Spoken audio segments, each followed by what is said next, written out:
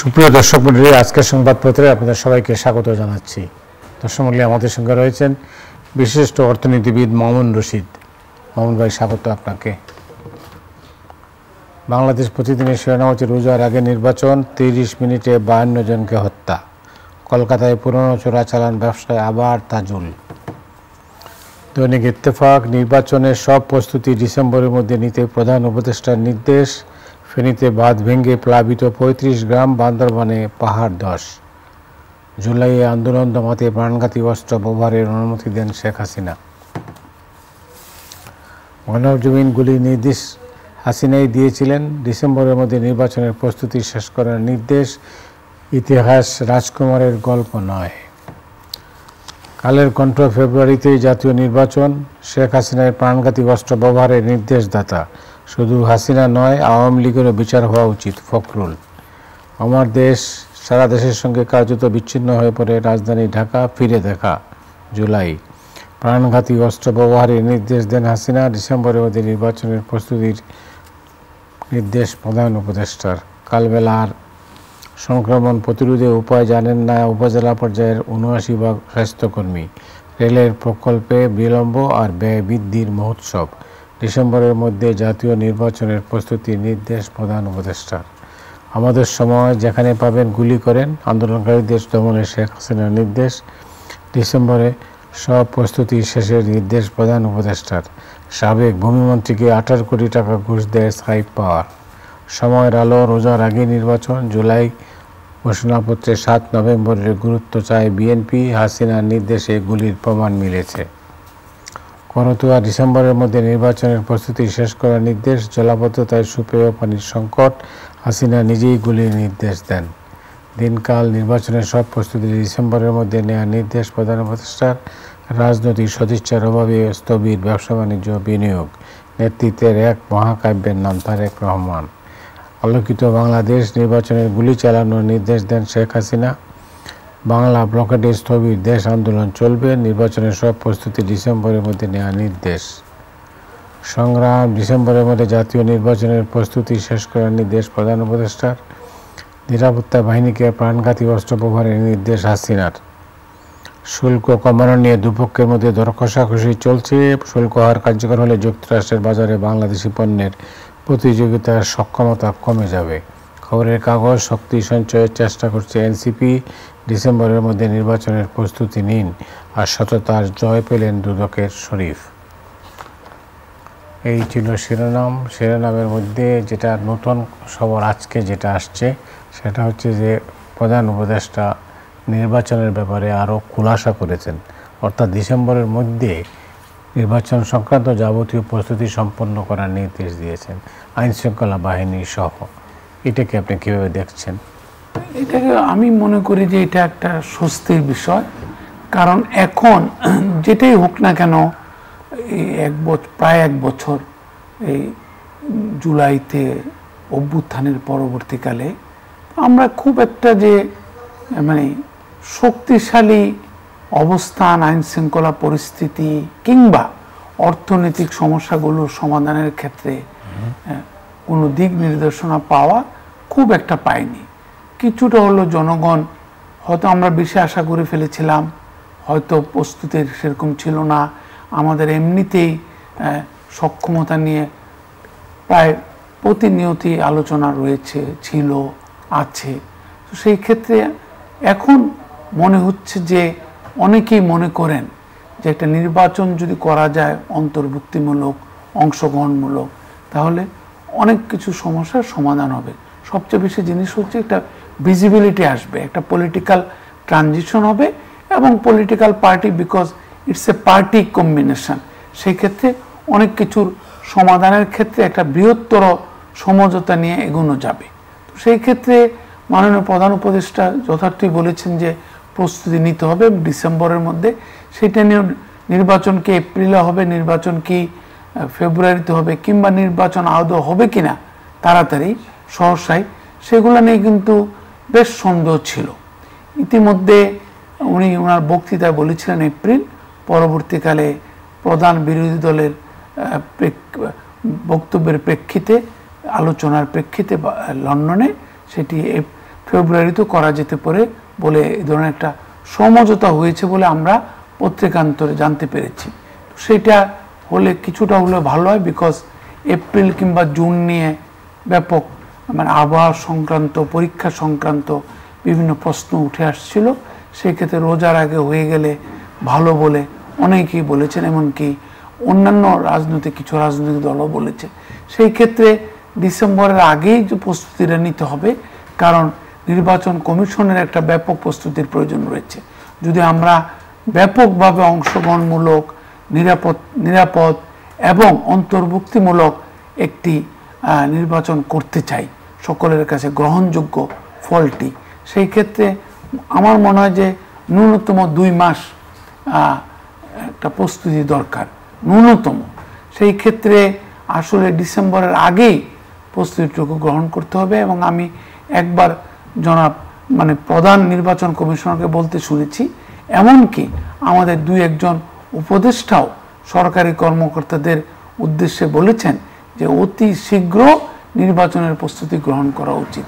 সুতরাং সেই ক্ষেত্রে এই পর্যায়ের আশা এবং বক্তব্য হবে যে যতটুকু তাড়াতাড়ি সম্ভব নির্বাচনের ট্র্যাকে সরকারকে পরিচালিত হতে হবে। অনেক ধন্যবাদ। আপনি জানেন একটা অডিও নিয়ে বেশ জল্পনা কল্পনা ছিল, এটা সাবেক প্রধানমন্ত্রী শেখ হাসিনার, তিনি নির্দেশ দিয়েছিলেন গুলির, এ নিয়ে একটা জল্পনার মধ্যেই ছিল। কিন্তু বিবিসি প্রমাণ করেছে বিভিন্ন সূত্র থেকে, এবং যেভাবে তারা এটা নিশ্চিত হয়েছে যে এটা শেখ হাসিনারই ভয়েস এবং শেখ হাসিনাই নির্দেশ দিয়েছিলেন। উনি মানে প্রাণঘাতী অস্ত্র ব্যবহারের নির্দেশ দিয়েছিলেন। যে শেষ দিকে তো ওনার শাসনের শেষ দিকে উনি প্রচণ্ড একরোখা হয়ে গেছিলেন। এখন ওনাকে একরোখা কে বানিয়েছে? অনেক দিন আগে আমি প্রয়াত আকবর আলী খান, আমার সহকর্মীও ছিলেন ব্র্যাক বিজনেস স্কুলে, ওনাকে আমি জিজ্ঞেস করেছিলাম, উনি যেহেতু অত্যন্ত তীক্ষ্ণ জ্ঞানের অধিকারী ছিলেন, রাইট, সুতরাং ওনাকে আমি জিজ্ঞেস করেছিলাম যে প্রধানমন্ত্রীর কার্যালয়ে যে সিদ্ধান্তগুলো হয় এই জনবিরোধী, গণবিরোধী এবং একরোখা, এগুলো কে নেয়? তো উনি কিছুটা হেসে কিছুটা বক্রোক্তি নিয়ে বলেছিলেন প্রধানমন্ত্রী নেন তৎকালীন। আমাকে অনেক আগে উনি বলেছিলেন এবং কয়েকবার বলেছিলেন। তো আমি স্বাভাবিকভাবে ভাবতাম যে প্রধানমন্ত্রীরা সম্ভবত নিজে তেমন সিদ্ধান্ত নেন না, সকলকে অনেককে মিলে যে কিচেন ক্যাবিনেট কিংবা ওনার যারা প্রশাসন চালায় তাদেরকে নিয়ে। কিন্তু বিশেষ করে জুলাই অভ্যুত্থানে যারা অংশ নিয়েছিল, তরুণ তরুণীরা বিশেষভাবে, তাদের ব্যাপারে উনি কিন্তু প্রচণ্ড ক্ষিপ্র ছিলেন বলে এখন অনেক তথ্য আসছে। এমনকি উনি হাসপাতালে গিয়ে মানে যখন আহতরা কাতরাচ্ছিল, অনেকে মৃত্যু পথযাত্রী হয়ে গেছিল তরুণরা, তাদেরকে দেখে উনি কিন্তু বক্রোক্তি করেছিলেন। এমনকি এই ধরনের নিউজও এসছে পত্রিকায় যে উনি নিজেই, 2টো নিউজ এসছে আমার কাছে, এটা অত্যন্ত অত্যন্ত অত্যন্ত রুড অ্যান্ড রুথলেস। একটা মানুষ কিভাবে যে এই ধরনের সিদ্ধান্ত নিতে পারে। একটি আছে যে উনি নাকি থুতু দিয়েছিলেন, একটি নিউজ এসছে। আরেকটি নিউজ এসছে যে উনি নার্সদেরকে বলেছিলেন ওরা যাতে নিশ্চিত করে যে এরা যারা আহতরা কাতরাচ্ছিল হসপিটালে, তারা যাতে কোনো চিকিৎসা না পায়। সেই ক্ষেত্রে ওনার পক্ষে অবশ্যই সম্ভব, ওগুলো যদি সত্য হয়ে থাকে, যে উনি প্রাণঘাতী অস্ত্র ব্যবহারের নির্দেশ দিয়েছিলেন। এবং আমরা তো আরও কিছু নিউজ দেখেছি, উনি যখন বাংলাদেশে দেশ থেকে আগে উনি যে তর্কগুলা করেছিলেন, উনি তার আগের দিন 4 তারিখে উনি যে মন্ত্রী পরিষদের অনেককে নিয়ে বৈঠক করেছিলেন। অনেকে বলা হয়ে থাকে যে অনেক মন্ত্রীরা হয়তো ধরা পড়তেন না, যদিও ওনারা বিদেশে চলে গিয়েছিলেন, উনি আবার তাদেরকে ডেকে এনেছিলেন আলোচনার জন্য। তো 4 তারিখে উনি কিন্তু আরও অত্যন্ত উগ্র সিদ্ধান্ত গ্রহণের পক্ষে ছিলেন, আরও অনেক বেশি লোককে মারার পক্ষে ছিলেন বলে আমরা বিভিন্ন করিডোর ডিসকাশন থেকে জানতে পেরেছি। তো নো ওয়ান্ডার যে বিবিসি এই ধরনের একটি সিদ্ধান্তের কথা জানতে পেরেছে। এবং বিবিসি তো আমরা সাধারণত জানি, ইতিমধ্যে আমরা 1971 সাল থেকে জেনে আসছি, বিবিসির news is much more credible than, because of the source they maintain, multifaceted source they regularly maintain, এবং এটা একটা রিভ্যালিডেশন প্রক্রিয়া আছে। যেহেতু আমাদের ঘনিষ্ঠজনদের অনেকেই বিবিসি লন্ডনের সাথে কাজ করার সুযোগ হয়েছিল, আমারও সুযোগ হয়েছিল অনেকবার গিয়ে বিবিসি লন্ডন কার্যালয়ে সাক্ষাৎকার দেওয়া কিংবা পরিদর্শন করা কিংবা কারোর সাথে সাক্ষাৎ করতে যাওয়ার। আমি জানি যে BBC has built up a revalidation culture against any of the landmark news they release regularly. ধন্যবাদ। এই মুহূর্তে আমাদের হাতে আসছে সমকালের শিরোনাম হচ্ছে ডিসেম্বরের মধ্যে নির্বাচনের প্রস্তুতি সারার নির্দেশ, জুলাই ঘোষণাপত্র নিয়ে দ্রুত মতামত দেবে বিএনপি, বৃষ্টি বন্যায় দুর্ভোগে লাখো মানুষ। এই মুহূর্তে যেটা উদ্বেগ বাংলাদেশ জুড়েই সেটা হচ্ছে মার্কিন শুল্ক আরোপ। বাংলাদেশ এই মুহূর্তে কোথায় দাঁড়িয়ে আছে? এটা তো কিছুটা অনাকাঙ্ক্ষিত, কিছুটা অনুভব করা গিয়েছিল। অনেকে বলছিলেন যে মার্কিন যুক্তরাষ্ট্রের সাথে যে আলোচনা কিংবা নেগোসিয়েশন বলেন, সেইটার প্রস্তুতি ক্ষেত্রে বাংলাদেশের ঘাটতি রয়েছে। তো এটা আমি দেখেছি যে বাণিজ্য মন্ত্রণালয় বেশ তৎপর ছিল। পরবর্তীকালে এই আশঙ্কাটা কিছু কিছু অর্থনীতিবিদদের, বিশেষ করে ট্রেড অ্যানালিস্টদের কিভাবে বাস্তবায়িত হয়ে গেল, এটা আমি নিজেও কিছুটা আশ্চর্য হয়েছি। আমার ধারণা ছিল যেহেতু ভিয়েতনাম এবং ভারত তারা নেগোসিয়েশনটা অনেক আগের থেকে শুরু করে দিয়েছিল এবং খুব সিরিয়াসলি নিয়েছিল, এবং তখন আলোচনা হয়েছিল ভিয়েতনাম ভারত যেভাবে এগিয়ে যাচ্ছে বাংলাদেশে এগুচ্ছে না কেন। তখন আপনি যদি মনে করে থাকেন, আপনি অনেকে আমাদের বাণিজ্য উপদেষ্টা এবং বাণিজ্য মন্ত্রণালয়ের সাথে সংশ্লিষ্ট, অর্থ মন্ত্রণালয়ের সাথে সংশ্লিষ্ট অনেকে বলেছিলেন বাংলাদেশও জোর কদমে প্রস্তুতি নিচ্ছে। পরবর্তীকালে আমরা কিন্তু দেখেছি সরকারি প্রচেষ্টাগুলো আমি কিছুটা দেখতে পেরেছি, যেহেতু অন্যান্য কাজে যেতে হয়েছিল, কিন্তু একযোগে ব্যক্তি খাত, পররাষ্ট্র মন্ত্রণালয়, অর্থ মন্ত্রণালয়, বাণিজ্য মন্ত্রণালয় এবং ট্রেড অ্যানালিস্টদেরকে নিয়ে সম্পৃক্ত করে যে একটা একযোগে কাজ করা, সেইটা একটু কিছুটা কম দেখেছি বলে আমার মনে হয়েছে। দ্বিতীয় হচ্ছে যে আমরা তো দেখেছি যে মার্কিন যুক্তরাষ্ট্রের নতুন প্রশাসন অনেকটা তড়িৎ সিদ্ধান্ত নিচ্ছে এবং তড়িৎ সিদ্ধান্ত পরিবর্তনও করছে। সেই ক্ষেত্রে আমরা ভেবেছিলাম বাংলাদেশ যে তার কেসটা মোটামুটিভাবে প্রাথমিকভাবে প্লেস করেছিল, তাতে হয়তো ভিয়েতনামের কাছাকাছি কিংবা অ্যাটলিস্ট চীন থেকে আমাদের শুল্কটি কম হবে। পরবর্তীকালে এখন দেখছি যে চীনের যেখানে শুল্ক আরোপ করা হয়েছে 30%, আমাদের সেখানে আরোপ করা হয়েছে 35%, এবং আমাদের বর্তমানে যে আছে 15%, সেটা মিলে প্রায় 50% যে পৌঁছাচ্ছে আমাদের, মানে যেটা আশঙ্কা করা হচ্ছে, যেটা মনে করা হচ্ছে সেই শুল্কটি, তাহলে তো আমরা ক্ষতিগ্রস্ত অবশ্যই হব। কোন কোন সেক্টরে আমরা ক্ষতিগ্রস্ত হব? বাংলাদেশ থেকে আপনি জানেন আমাদের মোট রপ্তানির প্রায় 18% রপ্তানি হয় যুক্তরাষ্ট্রে। সে 18% রপ্তানির মধ্যে আমাদের যদি রপ্তানি হয়ে থাকে $48 বিলিয়ন, গেল অর্থ বছরে হয়েছে, তার 18% মার্কিন যুক্তরাষ্ট্রে।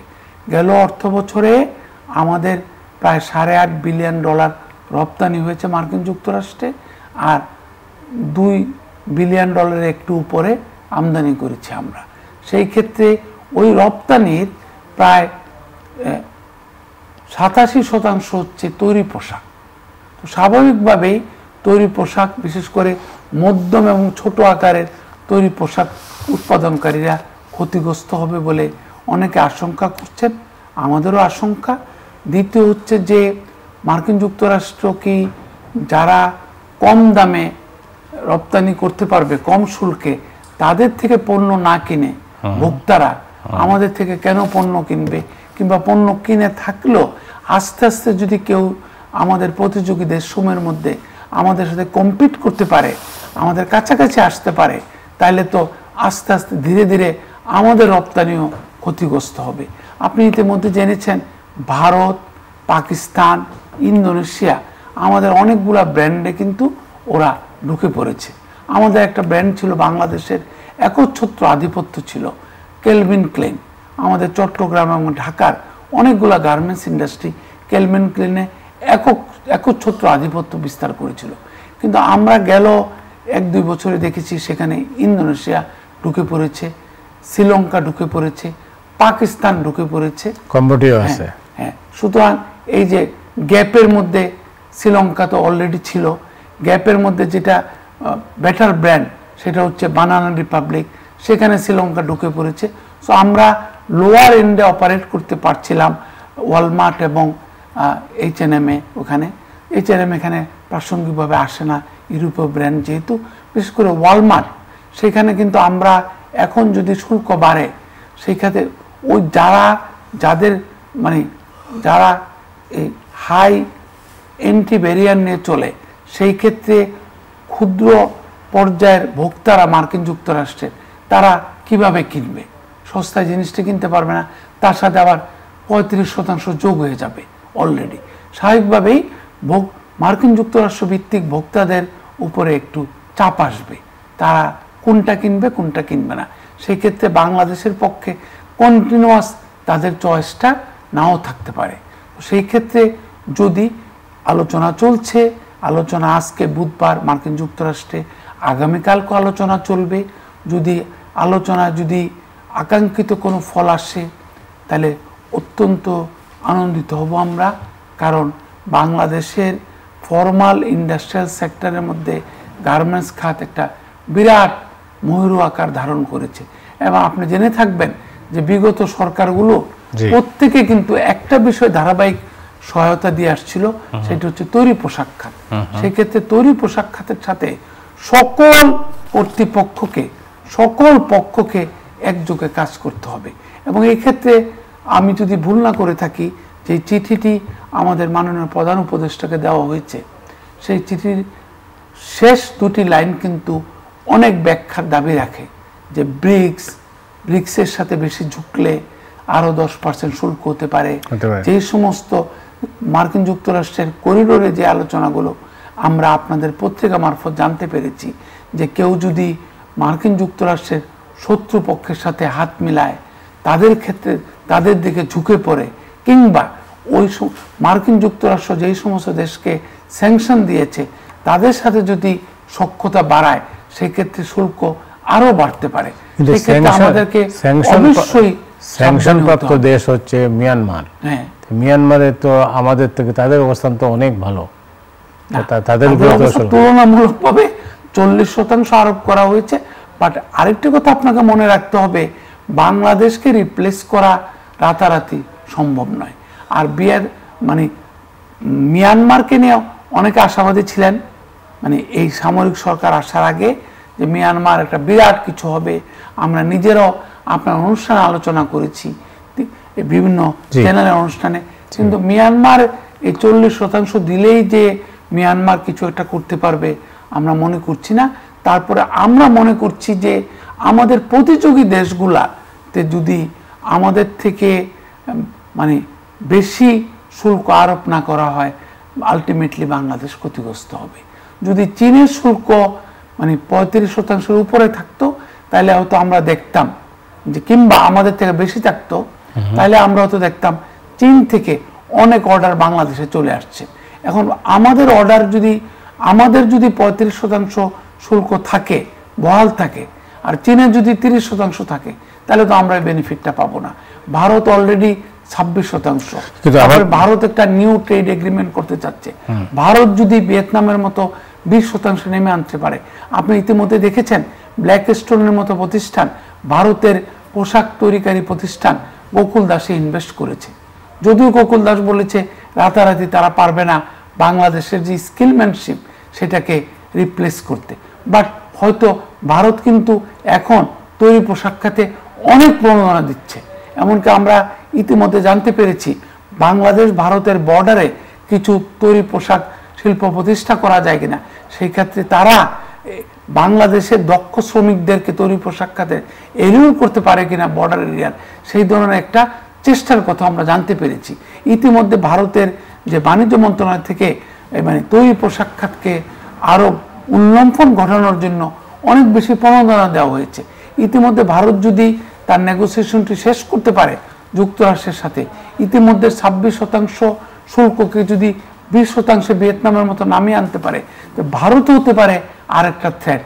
পাকিস্তান তো রয়েছেই, শ্রীলঙ্কা তো রয়েছে আপার মার্কেটে, ইন্দোনেশিয়া, আমি কেলভিন ক্লাইনের ঘটনা বললাম, গ্যাপের ঘটনা বললাম, আরো বেশ কিছু ইউএস ব্র্যান্ড এই মুহূর্তে আমাদের করণীয় কি? থেকে আমাদের বাজার দখল করছে। এই মুহূর্তে আমাদের যেটা বাণিজ্য সচিব যুক্তরাষ্ট্রের যাত্রার প্রাক্কালে বলেছেন, আমাদের কন্টিনিউয়াস নেগোসিয়েশন চালিয়ে যেতে হবে, আমাদের ব্যক্তি খাতকে ইনভলভ করতে হবে, আমাদের অপর স্টেক হোল্ডারদের ইনভলভ করতে হবে। বিভিন্ন করিডোরে শোনা যাচ্ছে বিভিন্ন যে ইনভলভ অ্যান্ড এনগেজড মিনিস্ট্রিগুলোর মধ্যে একটা কোহেসিভ অ্যাপ্রোচ ছিল না। এটা যদি সত্য হয়, এটা মোটেই না, আমাদের আকাঙ্ক্ষিত না। আমাদের মানে ফরেন অফিস, বিদেশ মন্ত্রণালয়কে ইনভলভই করা হয়নি, গতকাল মাত্র তাদেরকে বলা হয়েছে। এটার কারণ কি? এটা তো অত্যন্ত অনাকাঙ্ক্ষিত আমরা দেখেছি। কারণ আলটিমেটলি যদি মার্কিন যুক্তরাষ্ট্র যেটা আমরা দেখতে পাচ্ছি সেটা যদি তারা মিন করে, ইতিমধ্যে কিন্তু আমরা দেখেছি আমাদের ফরেন অফিস যতই সমালোচনা থাকুক না কেন তাদেরকে নিয়ে, তারা কিন্তু they were able to draw a balance between আমাদের দুইটা প্রতিপক্ষ। আমরা যদি কোয়াডকে একটা ইকোসিস্টেম ধরে নেই, ভারত ভার্সাস চায়না, সেই ক্ষেত্রে বাংলাদেশের ফরেন অফিস কিন্তু বেশ কিছুটা ভারসাম্য রক্ষা করতে পেরেছে নিকট অতীত পর্যন্ত।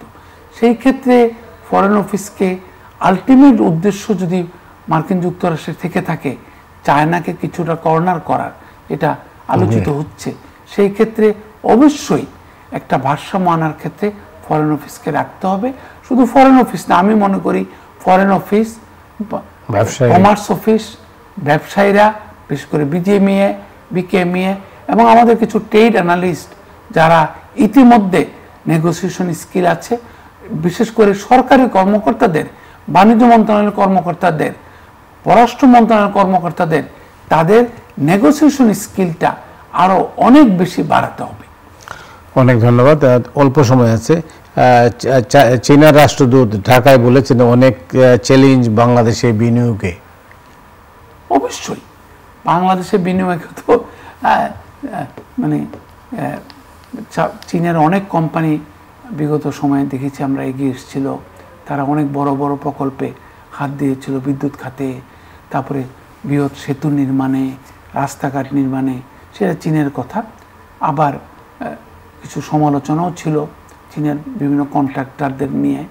বাট মুদ্রা কথা হচ্ছে বাংলাদেশে বিনিয়োগ যে সহজ নয়, এটা তো আমরা সবাই জানি। অনেকটা মানে ওয়ান স্টপ সার্ভিস কাজ করেনি, এখনও কাজ করছে না। এখন আমরা শুনতে পাই মন্ত্রণালয়গুলোর মধ্যে, বিভিন্ন বিভাগের মধ্যে সমন্বয়ের অভাব রয়েছে। বিডা অনেক চেষ্টা করে কিন্তু মন্ত্রণালয় সেগুলো কার্যকর করতে পারে না।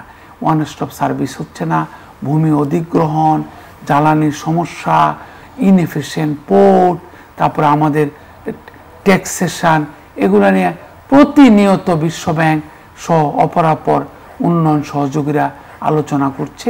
সেই সাথে বর্তমানে যুক্ত হয়েছে পলিটিক্যাল ইনস্টেবিলিটি, কিংবা নির্বাচন নিয়ে ধোঁয়াশা, কিংবা একটা পলিটিক্যাল গভর্নমেন্টের কাছে ট্রানজিশন করা নিয়ে একটা কিছুটা যে একটা ধোঁয়াশা রয়েছে, কিছুটা যে অবিশ্বাস রয়েছে।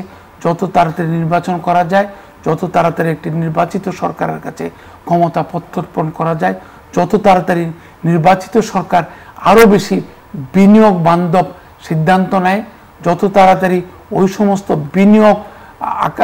বিনিয়োগ ফ্যাসিলিটেশন প্রতিষ্ঠানগুলোতে আরও বেশি শক্তিশালী জনবল নিয়োগ করা যায় এবং সমগ্র বাণিজ্য আকাঙ্ক্ষী মন্ত্রণালয়গুলোর মধ্যে সমন্বয় সাধন করা যায়, বাংলাদেশ ব্যাংক, বিডা, বেজা, বাণিজ্য মন্ত্রণালয়, ভূমি মন্ত্রণালয়, জ্বালানি মন্ত্রণালয়, তাদের মধ্যে একটি নিবিড় সম্পর্ক স্থাপন করতে হবে। তাইলেই এই সমস্ত সম্ভাব্য বিনিয়োগকারীদের সন্দেহ আমরা দূর করতে পারব।